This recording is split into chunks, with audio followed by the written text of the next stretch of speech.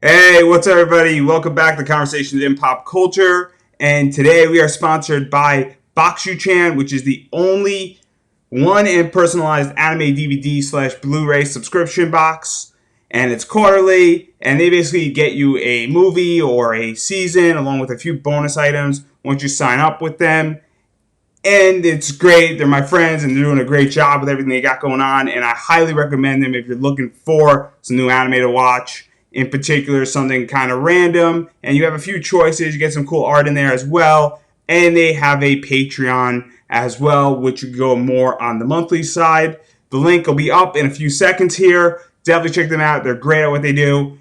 And welcome to the show. I have Corey Hardiman with me, who is the creator and writer of Sister Mercy. So, welcome to the show. Thank you, thank you. Now, I guess we're going to start because we're going to dive into it. And I love Sister Mercy and I love everything about this. But I do want to catch everybody up to speed because they might be hearing this title for the first time. So, what is this comic series exactly about, and what does it tackle, and what is the basic premise? Sister Mercy is about a nun that hears the voice of God or is schizophrenic. That's pretty much for the reader to decide the line. She's got a Joan of Arc thing going on. It takes place in the post-apocalypse, and she has a mercy. So just like Joan of Arc was led by the voice of God into war, Mercy is led by the voice of God into the wastelands of the apocalypse. And so we're going to dive more into this, and a lot of stuff goes on, and I'm going to give a little bit more background. So obviously, there's post-apocalyptic stuff going on. Clearly, people are fractured. There's anarchy, for lack of a better word, and then there's sort of fractional divisions and issues, I guess, within the church.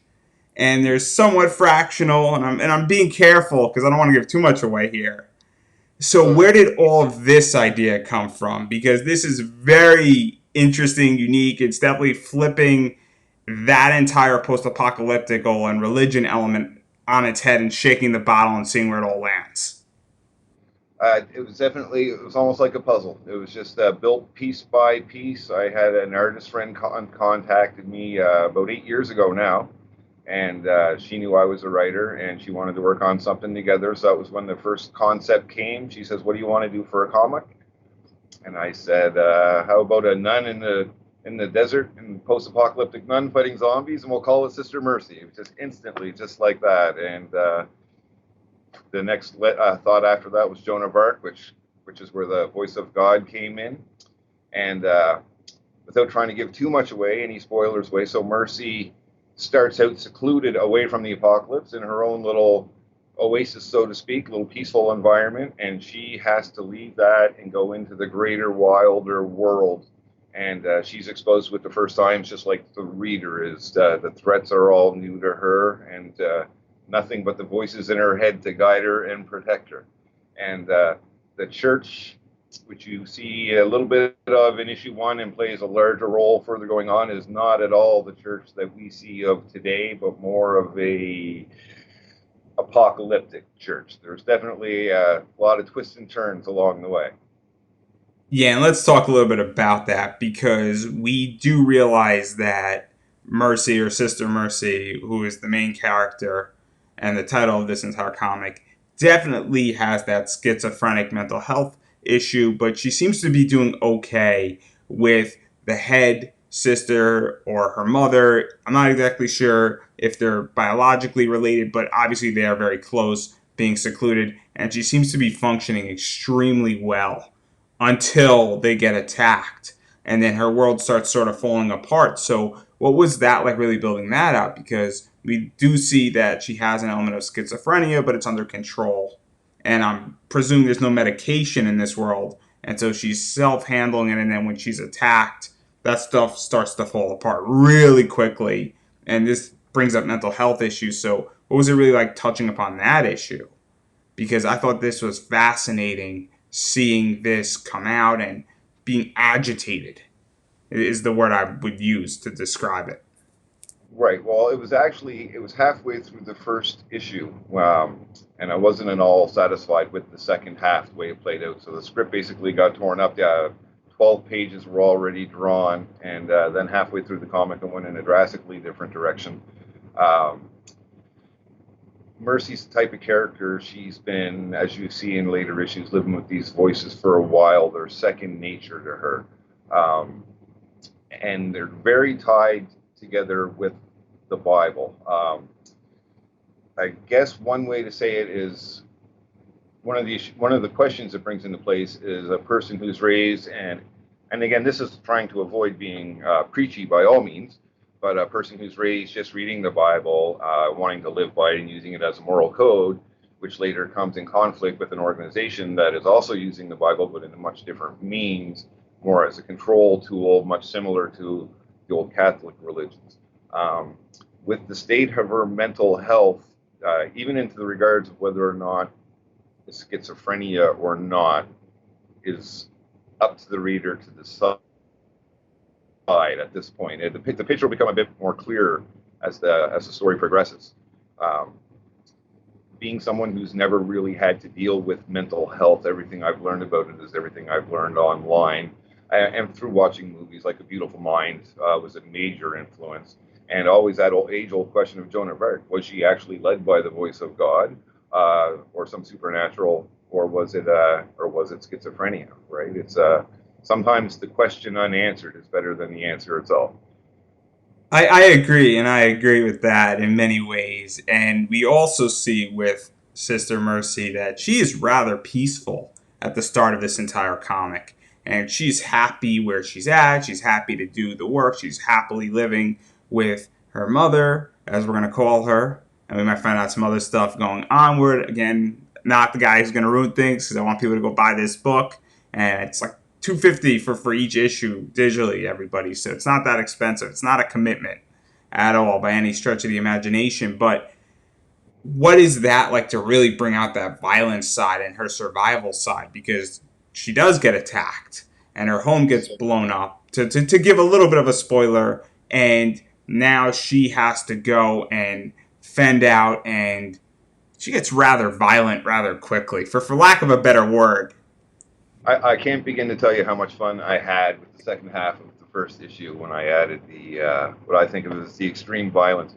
I created the Facebook page of Sister Mercy, ran a few ads, quickly got up to 11,000 followers.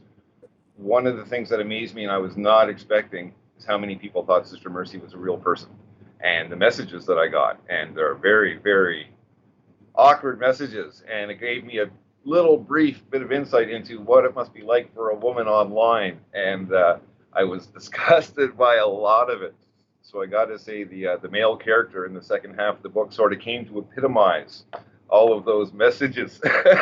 So it was a real pleasure to really see how it turned out for him. And one of the other important things about Mercy is that I wanted to present a strong female character who was put in difficult and tough situations, which would victimize a lot of people, but she does not come out as the victim.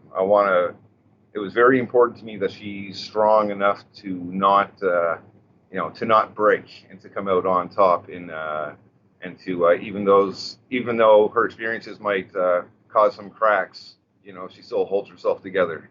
So, and everything has repercussions, right? So, and that's something that we'll see in later issues is some of the small, seemingly insignificant events in some of the early issues pay off later on. And what I like, and to go a little bit further, because that happens in issue one, and in issue two, she sort of relives some of the elements of issue one, and she's definitely experiencing what happens and what she is subjected to, and how it's affecting her mind, and the voice of God, or her schizophrenia, or whatever we're going to call it, or whatever you decide as the reader. There's definitely an influence now upon that, as she's now in the real world. She's in a world that has real threats, and then she's just been exposed to basically being in a violent situation. And it clearly has an effect, and it changes the way she's functioning and her judgment. So, what was that like to really have that be played out and build upon this and sort of get her out into the real world and take this peace loving character and completely flip it on its side of its head and create a nice juxtaposition? That's a great question. It's been a lot of fun, and one of the things I enjoy the most about writing her is that there is the character development, where she starts out from compared to where she ends up at the end of the series, and it's great to see how all of these incidents affect her in the long run, and how much of it she carries with her, and how she's even able to use it in the end if she needs to kind of pull from it, so to speak.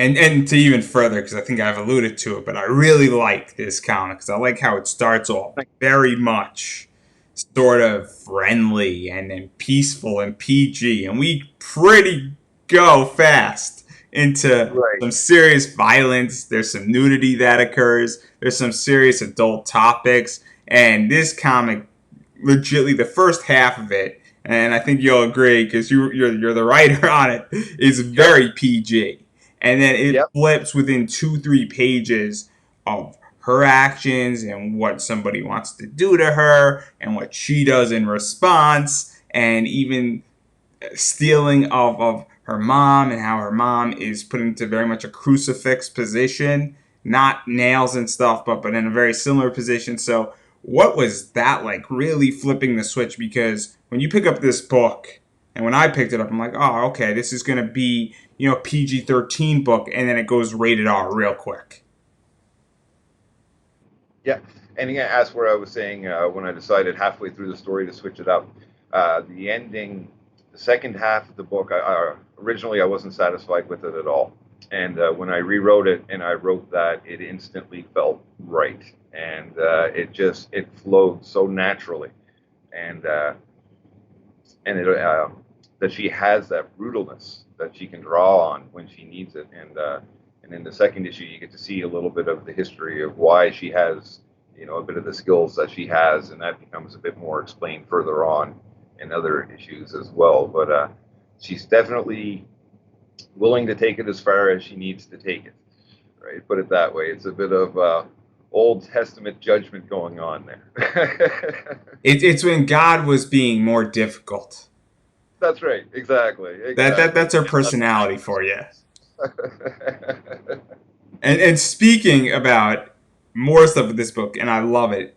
I love the enemy, and we have essentially a dark bishop, a black bishop. The bishop wears a dark black hat with red on it, and it's obvious what that means if you play any D&D or any classic video game.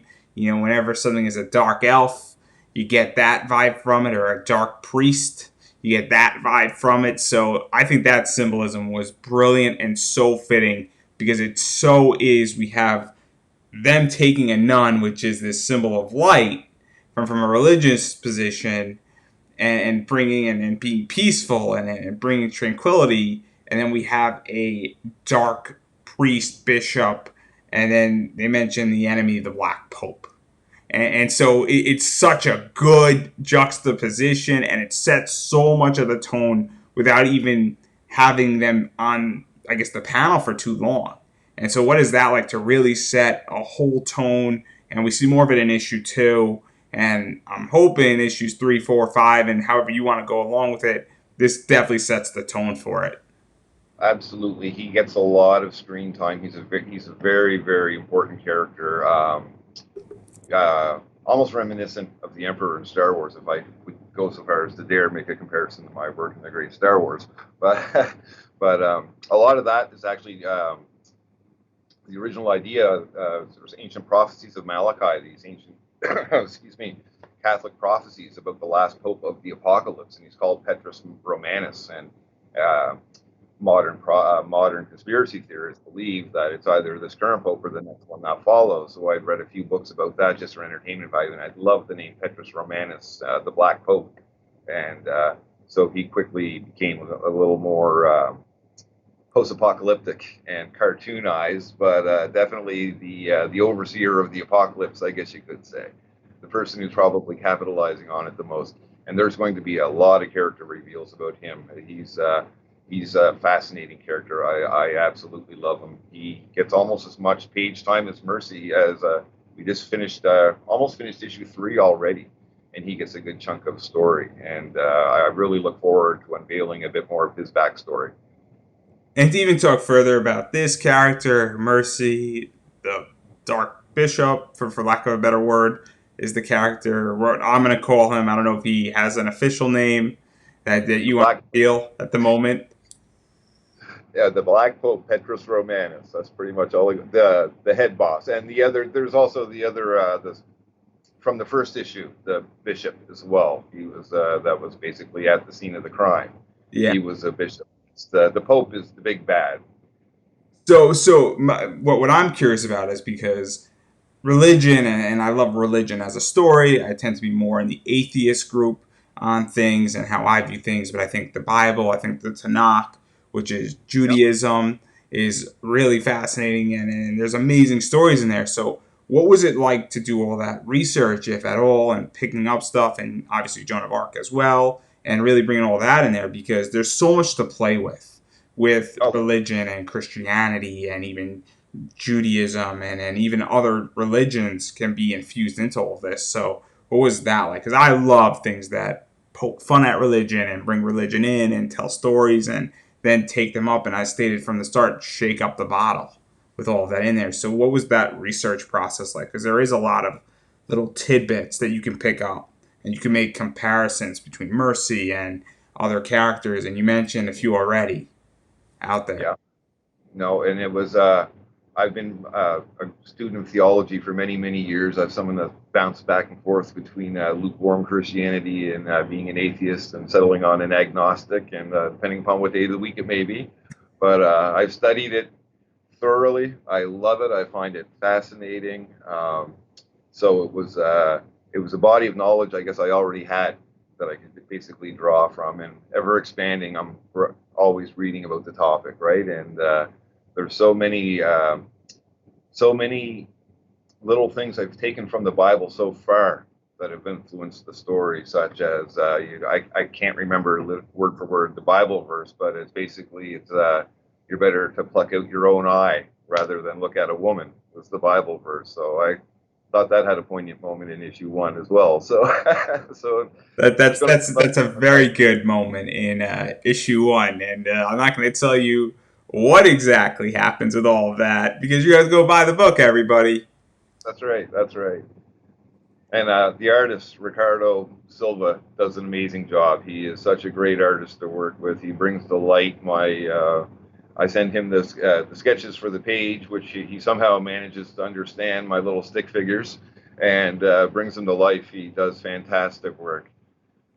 And even to speak about that, because we have a whole cast of characters and we have a whole cast of circumstance. But the other thing that I think really highlights this book is the world you built. Because we are in a post apocalyptic world, and we're in a weird combination where obviously something happened that forced this world to be where it's at. And then we have these sandstorms that are a major threat that definitely trouble communication, and people don't want to be around in them. When Sister Mercy gets attacked or Mercy gets attacked, clearly they have a time limit to deal with that. And even Mercy has a time limit to get water before the sandstorm hits. And then we also have technology is obviously missing in some degrees, but they also have tanks and cars, and they have certain electricity, but not other electricity per se. And so, what was that like? Because it's a weird apocalypse where it's like half and half, in which it's like half the Dark Ages and half, 2020 in many ways. It is. It's they've basically taken what they could that has managed to be survived and reused through the years. And one of the themes that becomes a bit more actually prevalent in the third and fourth issues is the constant reuse of everything. Everything, especially in issue 3, whether it's anything from a machine to a dead body, everything has a use.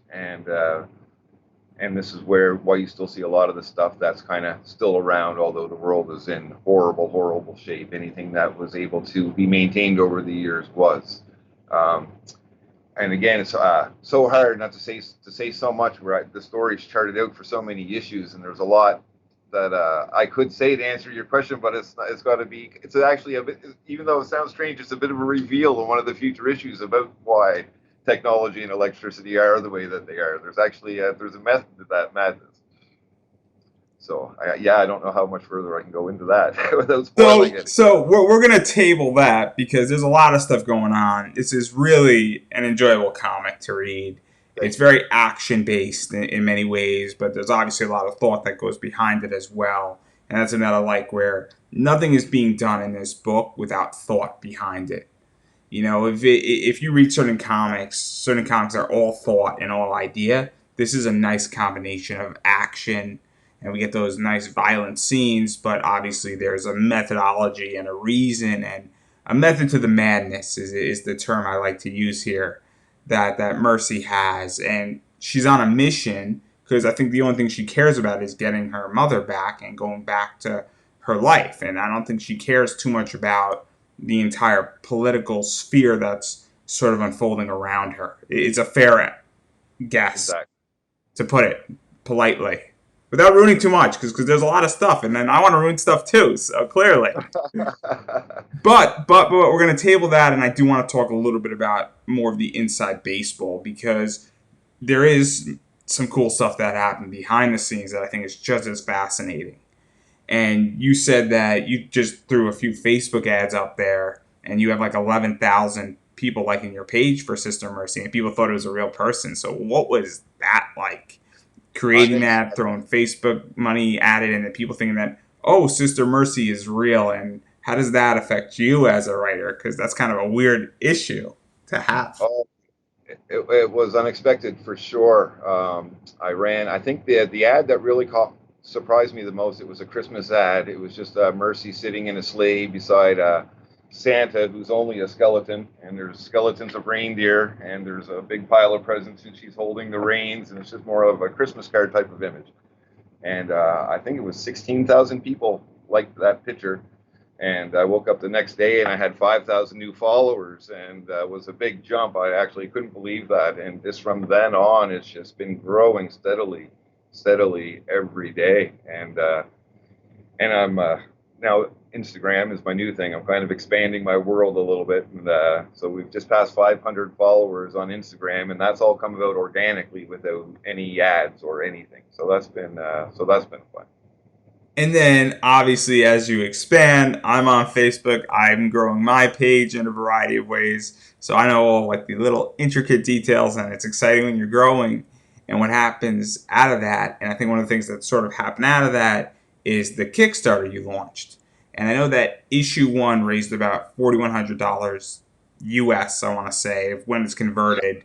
And I know it raised money in Canada, and you met over your goal for issue one. So what was that like? Just to talk about issue one, raising and meeting your goal and getting that kick started over the top and having some stuff with that and having requests for certain things with that issue, like the nude variants and other Yeah, variants and stuff like that, and it people wanting you to was bring stuff out.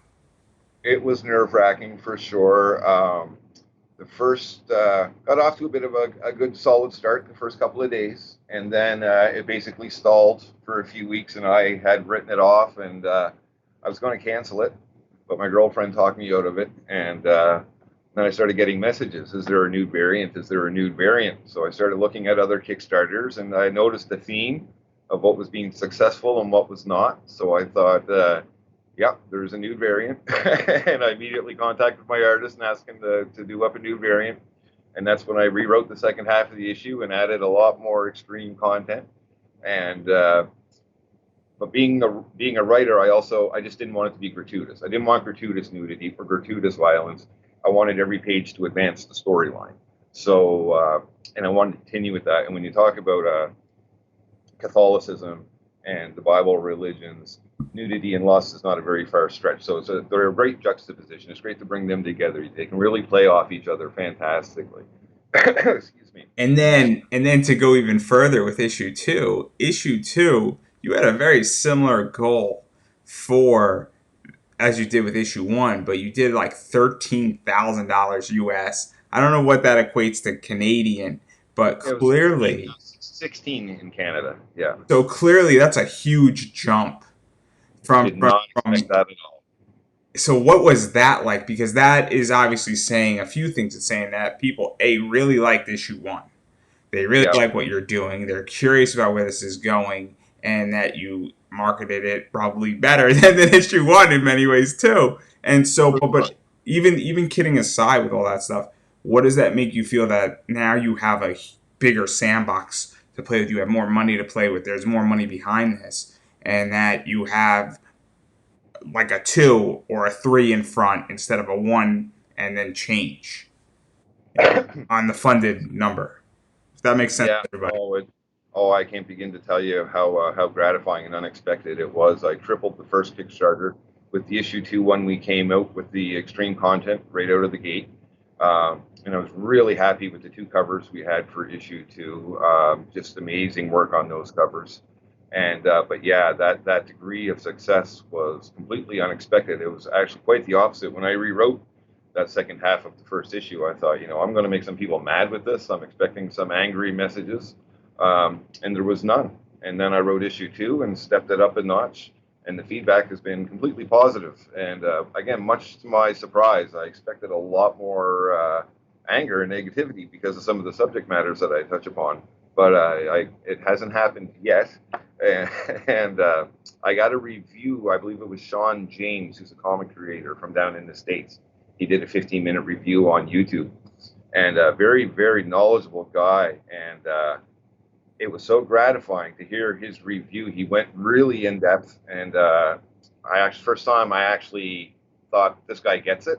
Here's somebody who's read my stuff and they get it and they like it. So that one review, in a way, was almost as gratifying as the Kickstarter, right? So it's great how the community grows, and there's so many people. I've made so many connections. And yeah, it's been fantastic. And Kickstarter is a great platform. I've absolutely loved being on it. It's great. And let's talk a little bit more about that because you got some cool rewards that came out of this.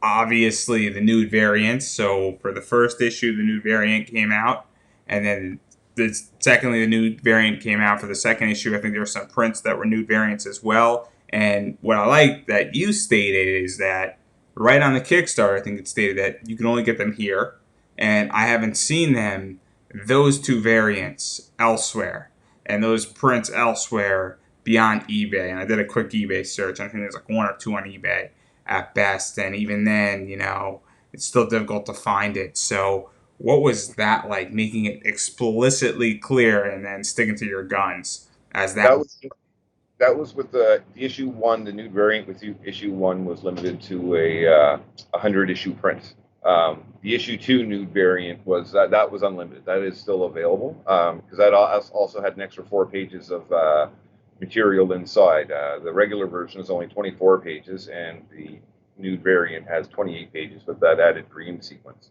Um, so yeah, it's yeah, sorry, I just totally lost my train of thought. Something outside my window there just caught my attention.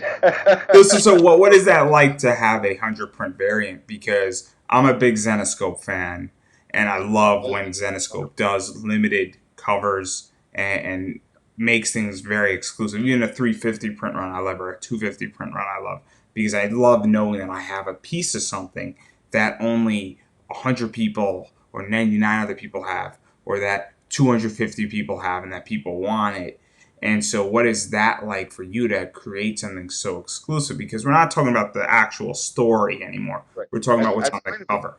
uh, sorry, it's like it's a double-edged sword in a way because when you limit it to 100 issues, and that's what people really want, and they go fast, and then you no longer have that to keep pushing it afterwards, right? So that was why with issue two, that was one of the reasons why I didn't want to necessarily do it with the limited run. So, however, with the issue three Kickstarter, which is going to be coming up in a few months, there's going to be 4 covers. I got 2 guest artists coming in, and one of them, the Steph Wilson, his cover is going to be 100% exclusive Kickstarter cover. Will never ever be available anywhere else. I'm also going to have another Mike Chrome, who's drawn for Xenoscope. Loves The Xenoscope. Australian sensation. Yeah, yeah. So I got a guest cover from Mike coming up, and it's going to be colored by Sanju. I can never pronounce the last name. I know who that is. Navarra. I know who that So is. Sanju. I'm horrible with names, but yeah, really looking forward to that. So we're gonna spoil some of this right now. So what is that like for you to get really talented people who are in high demand? Mike Chrome is really talented and in high demand, and to He have him agree to do the cover and want to do it because he is at a stage, and I think I could speak freely for him on this one because I don't think it's a secret.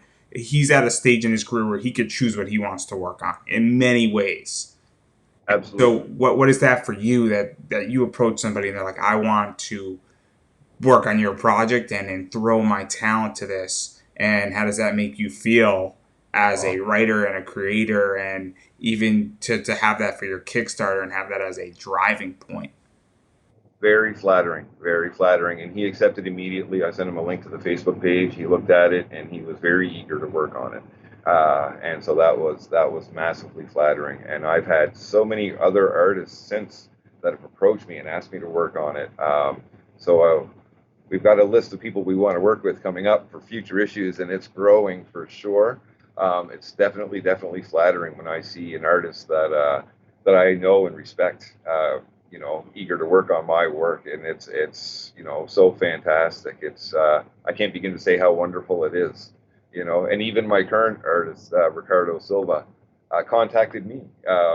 He reached out to me. Sister Mercy was done. My original artist. We only had done 10 pages, and it went away for a few years. And then Ricardo found it on Facebook, and he said, I'd like to draw this. So I commissioned him for a pinup, and I absolutely loved it.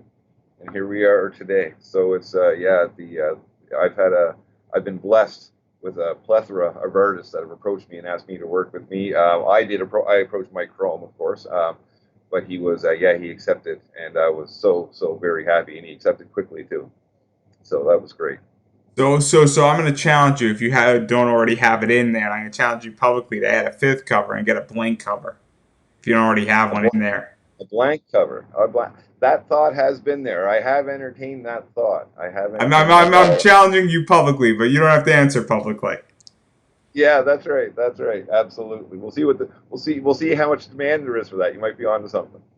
But there were other rewards too that were in there that I do want to talk about. The posters that represented a few of the covers. So if you didn't get the comic, I think there were posters and cool art prints that were there, which is always cool, and those are always fun to hang up. And there was trading cards, there was calendars, and then there's a few other things too. There were stickers that came out. So what was it like having all this cool stuff and all this merchandise being built as stretch goals and bonus goals and all that stuff, and having a blast doing that stuff because there's some cool stuff. Like the calendar is pretty cool from what I've seen of it. Oh, very great. Oh, it's fun. I think one of the ones I like the most is a Sister Mercy door hanger. Do not disturb. We're disturbed enough already. I like that one. So, and and there was also a Sister Mercy Christmas card in there as well. So, I study a lot of Kickstarters. I see what's successful and what's not, and I also want to be original as well and try to have a few rewards in there that I haven't seen anybody do yet. So we're putting together the third one right now, and this is actually the stage that I'm at. Is there's the basics, the trading cards, the bookmarks. They're almost obligatory now. They almost come with every Kickstarter. I have a great collection of Kickstarter Lady Death and Scorpiana and a whole bunch of bookmarks up there. But I definitely look forward to seeing what we can come up with for some surprise, interesting stretch goals for the third Kickstarter. Hopefully, something that nobody has done yet. And obviously, I think we got to talk about it. So, and we can't really talk about the story because we're going to ruin it. But what can people expect without ruining too much for issue three? Because issue three is coming. You said it's in a few months. You're at the stage of building out stretch goals and other goals and finalizing all those covers and getting everything sort of ready. And even going a little bit further, because I don't know, issue one, I think you were sort of in the middle of it while you were doing the Kickstarter. Was that the same thing with issue two, or was issue two already done and then it was more covering printing? And then what is going to be the deal with issue three in that? Because a variety of people on Kickstarter do it a bunch of different ways.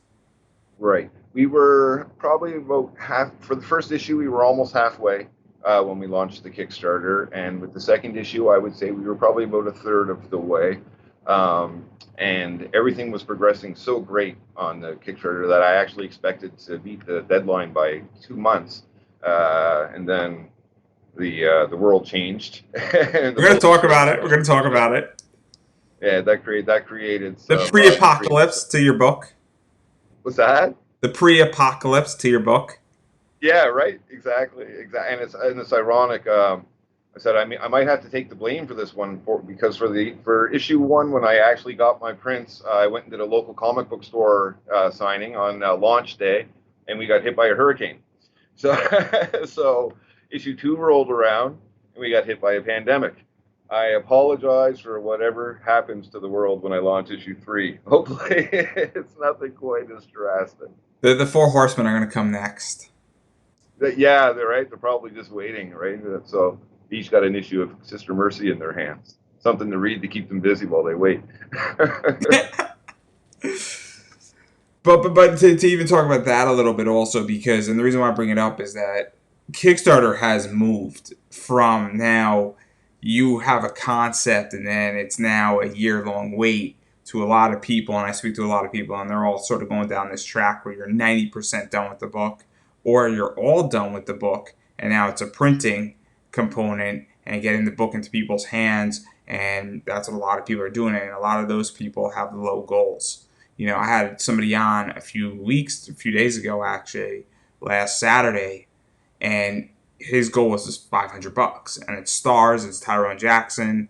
Tyrone's great if he's watching or if he sees this, but his goal is $500 because he just needs printing, and so the book is done. It just needs to be sort of updated.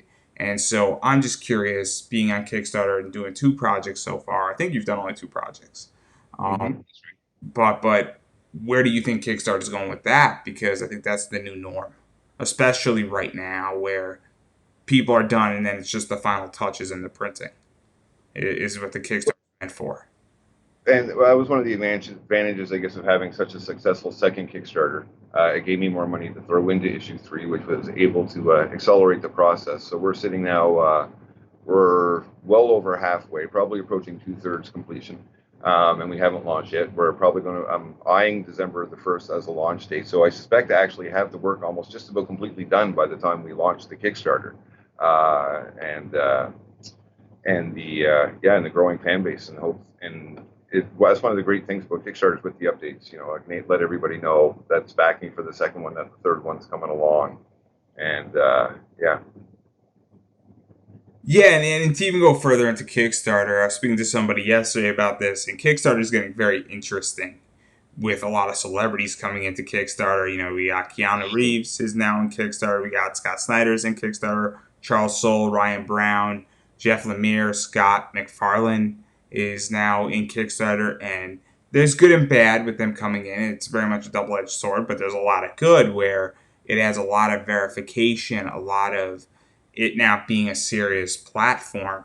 And Yeah. when people come in that weren't Kickstarter before, they now have to create an account and that means that they can access your book and they could see where you're at. And then if you're featured at the bottom of one of these people's Kickstarters, it's a big boost.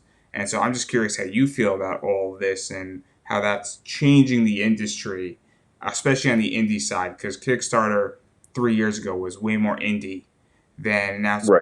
sort of becoming a little bit more professional, for lack of a better word. I think it was I could get this wrong. I think it was JFK that said a rising tide raises all boats.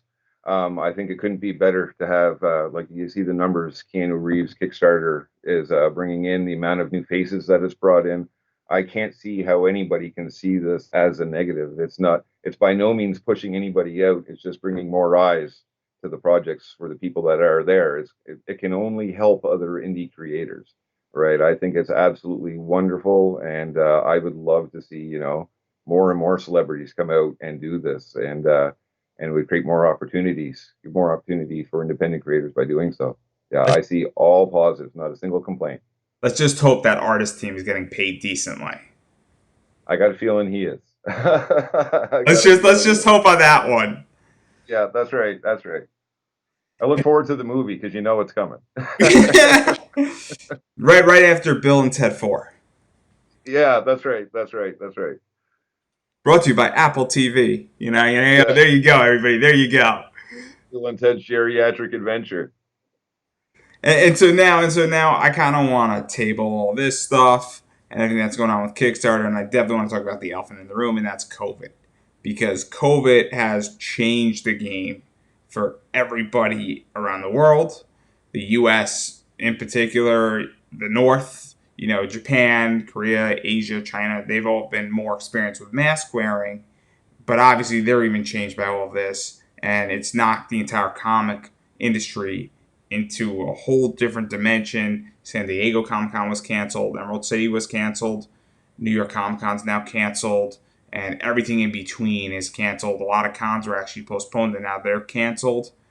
And then we also see the rise of virtual cons. So I'm Mhm. curious how you were affected as far as creating comics and getting your book out there, and beyond causing the entire COVID disaster with your book.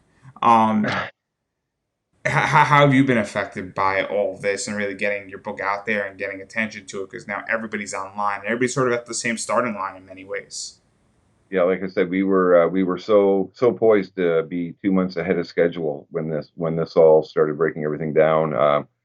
The way it affected the postal service was that was a major thing. And even now, you still can't ship directly. My artist works in Brazil, and you can't ship directly from Brazil to Canada. We had to have a third party shipper in the U.S. for that. When I printed the comics, they had run out of paper, and due to COVID, the printers had to wait an exceptional amount of time before they could get the paper. And then there was so many loopholes, lost parcels in the mail because between U.S. Postal Service and Canada Postal Service, I think they were trying to outdo each other with who could mess up more. The very first package of proofs that I ordered got lost in the mail. So I contacted the printers. They sent me off a second package. 2 days after they sent off the second package, the first package arrived, and the second package never got here. So it's definitely been the postal service has been a major major effect on everything, and that's where we felt it the most. And also just even the online world, because my experience, and I'm not creating a comic, but in March when I started doing all this, there was no competition on what I was doing with interviews, and there was a lot of attention on me, and there was a lot of attention on Facebook. There was Facebook ads were actually much cheaper back then, and fast forward 4 months later, there's a lot more competition now, and it's kind of cool though because I see there's a lot more support in the indie comic community to one another. And so I'm just curious if you noticed that, where there's more people now in all of these groups, people are supporting each other, but also, I don't want to say competition, but there's also now a lot more comics out in the market because nobody has anywhere to go. And so, what is that like as a writer? Because I see it very differently as a podcaster and what I'm doing, because I see a lot more competition and a lot more people doing what I'm trying to do right now. So I'm curious on Right. your side of as a Well, I guess I think the difference be with comics, it's healthy competition. Again, it'd almost be the same comparison as if when we talked about Keanu Reeves on a much smaller scale with just about any indie creator, they're going to bring in a small network of new viewers that are there for them. Um, and I think, yeah, the more people that are doing it, the better, actually, right? Yeah, I'm all for it. It's yeah, the Facebook groups have definitely been blowing up for sure. The notifications I've been having from these groups, the new content coming in is just coming in ridiculously fast, all levels of quality. And some of it is really really nice. Some of it I've seen a lot of Kickstarters. I actually got to be a bit careful because I could go poor back in Kickstarters. There's some great ones out there. And yeah, no, it's great. Yeah, and then in the other side, because that's all the virtual side, and now I'm curious about the con side of things, because I Yeah. am not so familiar with the Canadian side of cons. I know that I was speaking to Sun Kumanaki, and she's from Canada, and she goes to a few, and I know that Canada doesn't have as many as the United States has. And so That's I don't know what that looks like in Canada. I don't know what comic shops look like in Canada right now, and everything in that way. So what has that been like? Because I, obviously a lot of uh, my listeners know the U.S. side, so I'm just curious what it's like international. Much similar, much similar. All of our cons were canceled. Comic book stores are struggling. I had East Coast Comic Con is our biggest one on the East Coast of Canada. That was the one that I had booked, which I was hoping to do my issue 2 reveal at. That one got canceled early on. Halifax Comic Con was the second one I was planning on hitting, but I didn't book under expectation that it was going to be canceled, which it was. So it'll be interesting to see what happens next year, and hopefully everything will be back up and going again. Comic stores around here are few and far between. There's only I'm lucky enough to have a small one in my town. They're great people. I did a local signing here with issue 2. And aside from that, you have to drive a long ways around here to get to a comic book store. They're definitely not a plentiful business anymore. That's for sure.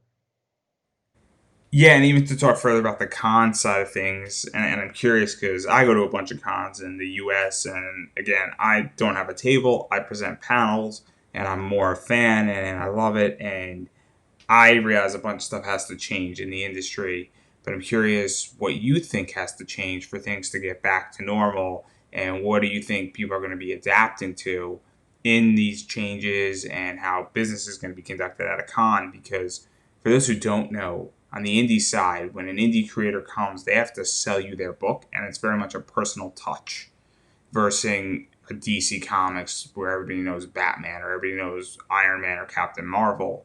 Those books don't need to be sold personally, but indie books need to be. So, what do you think is going to be changed, and how do you think it's going to be addressed and dealt with, and where do you think it's going to go? Because obviously, something has to change in this. Yeah, well, I did the Ottawa Comic Con here a few years ago, which is a big one here in Canada.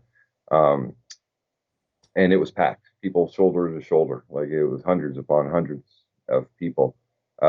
Would you And say like yeah, 20,000 is a safe number or more?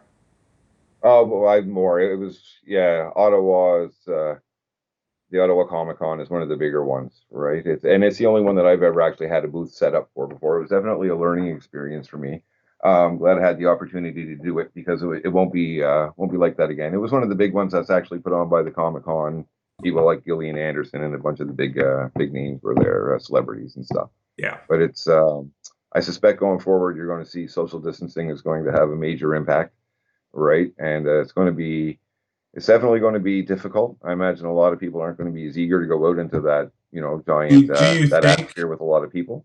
Do you So think that people are going to be reluctant to go so I think quickly back? Because one of the things I don't know if you ever heard, but con crud is a thing where somebody has something or a group of people have like the flu.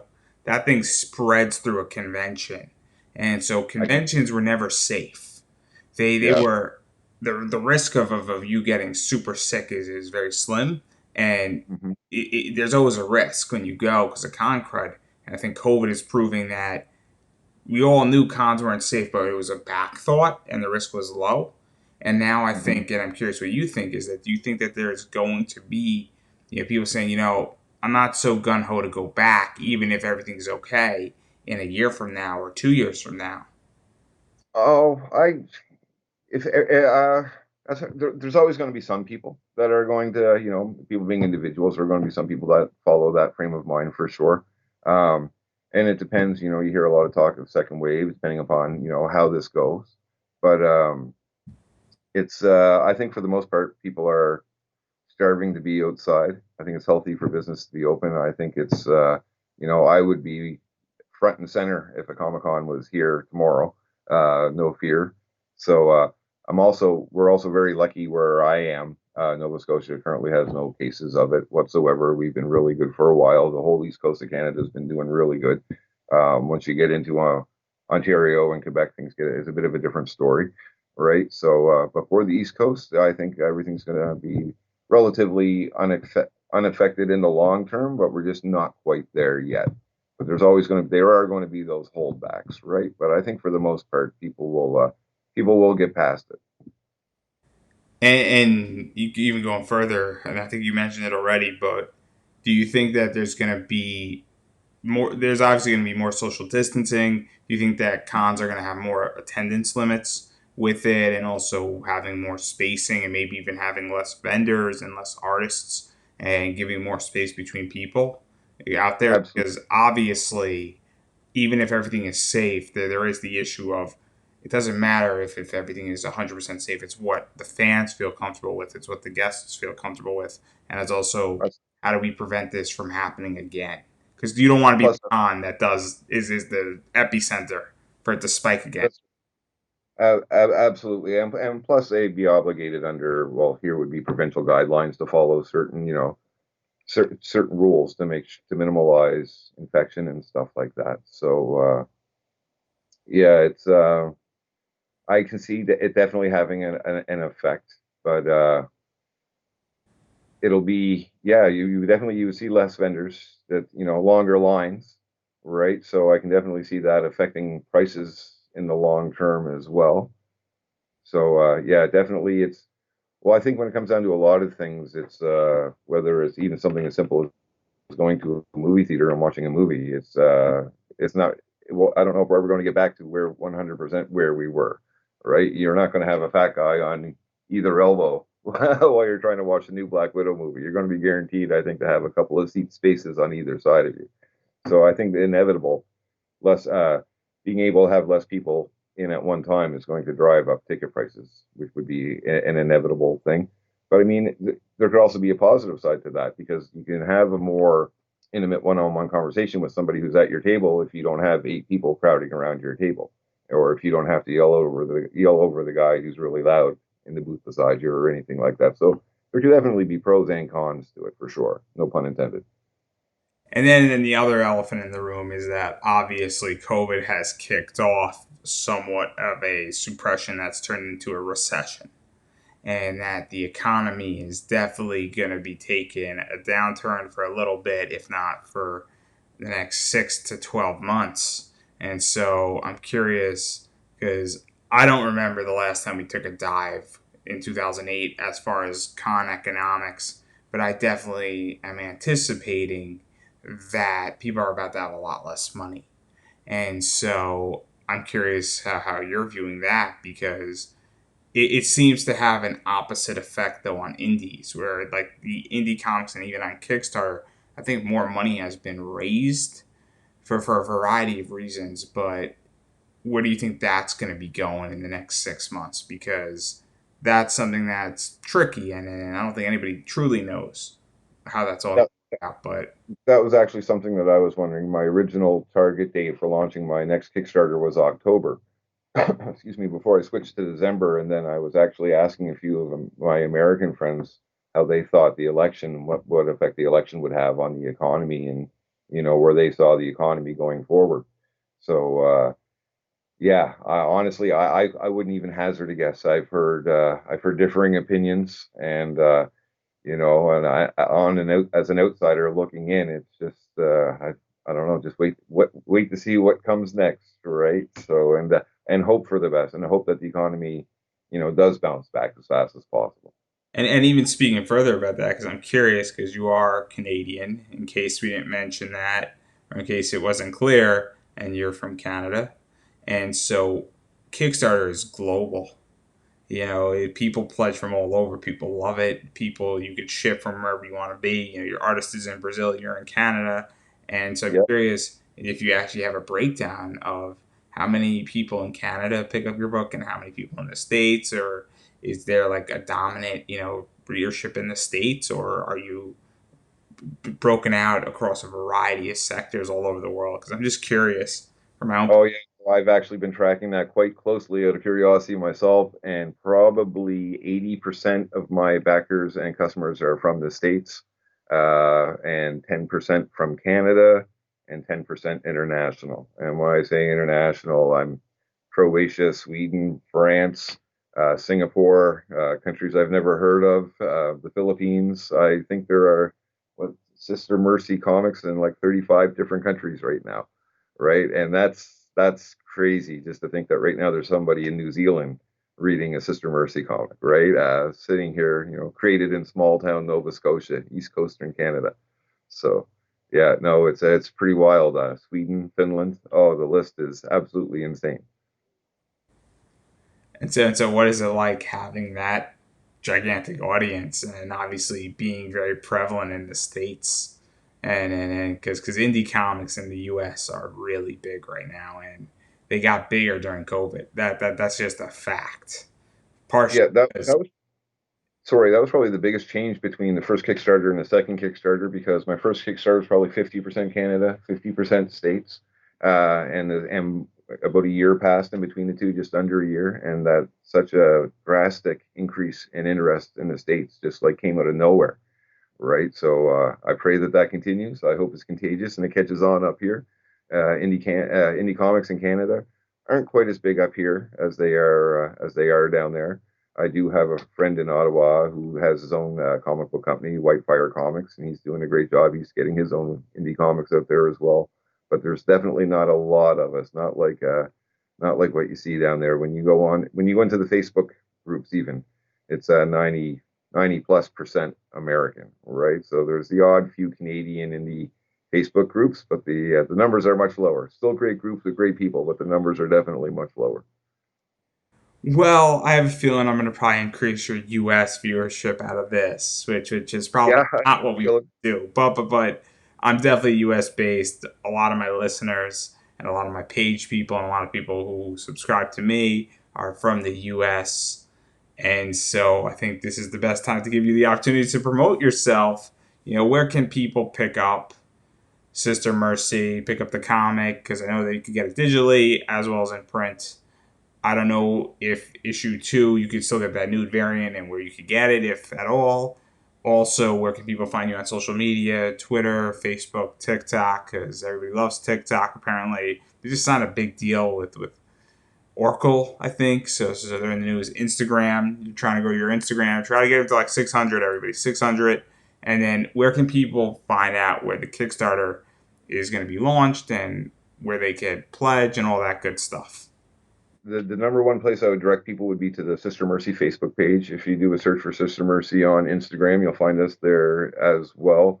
Anybody that wants to buy the comic, I would direct you to Indie Planet and do a search for Sister Mercy. Issues one and two are both there, um, digital and physical. I believe they're, if I remember correctly, the extreme edition of issue two with the four extra pages of adult content and that nude variant cover is only available as a physical edition. I don't think that you can download that one digitally there yet, although I got to talk to them about that. But yeah, no, everything is there at Indie Planet. Um, and you can also contact me personally at through the Sister Mercy Facebook page. We also do a lot of shipping out ourselves as well. So there's a couple of different ways you have to buy it. And then what is the Instagram? Because I know that you're growing that. I'm going to peek right quick. I got it right here beside me. I'm still new to the whole Instagram thing.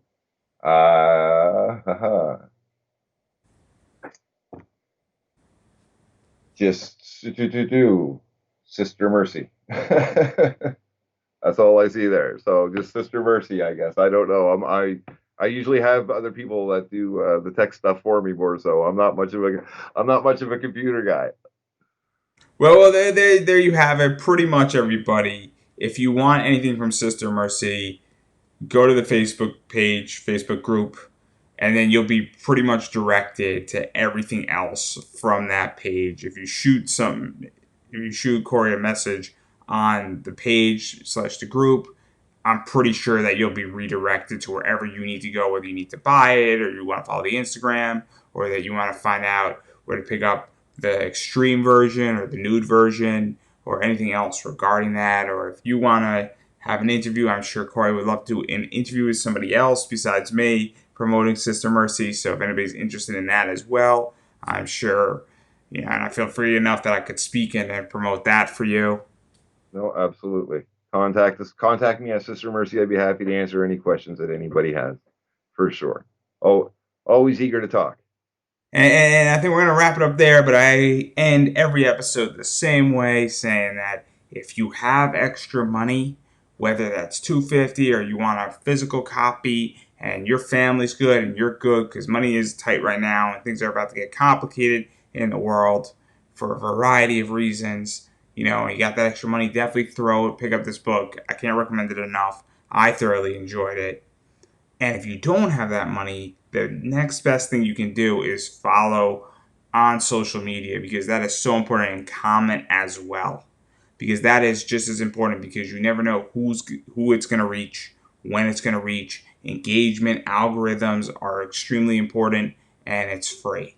Facebook, Instagram, Twitter, any other entity that you're on social media is free, and the only excuse you don't have is if you don't have electricity or internet. And if that's the case, please contact me, because I want to help you. And more importantly, there's a business opportunity, because I want to know how you're watching this, because there's a real business opportunity for me and you to make a lot of money if you're in that boat. Because obviously, we have some technology, and I like money, and money's wonderful, and I want to be rich. And so, if you have the technology and you need a distribution system, please contact me if you're watching this without electricity and internet, because I want it.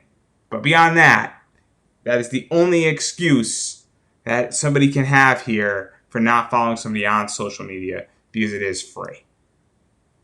Absolutely. I'm waiting to hear your phone ringing in the background for somebody with that opportunity. I've been waiting, 60 plus, 60 plus, please go do that. And also, please check out my sponsor. They're really good people. They're doing some cool stuff with the anime side of things. And again, if you're into anime and DVDs and you're looking for a new subscription box that is something different, that is going to come to you every 3 months and just mixing it up, I can't recommend this subscription box more than enough, because they're really good people at Boxu Chan, and they do some great work, and they really put effort into what boxes they give you, and they really, after a survey, try to get you new anime that you haven't seen before, and they really go the extra mile, and I can't recommend it enough. And as always, I'd like to thank Corey for being on. I can't wait for Sister Mercy issue 3. It's gonna be good. I can't wait for the extreme edition or the nude variant to come out too. And that my Chromebook is gonna look dope. Oh, it's a beautiful cover. And then I can't wait. So that's a wrap. Awesome. Thanks, man.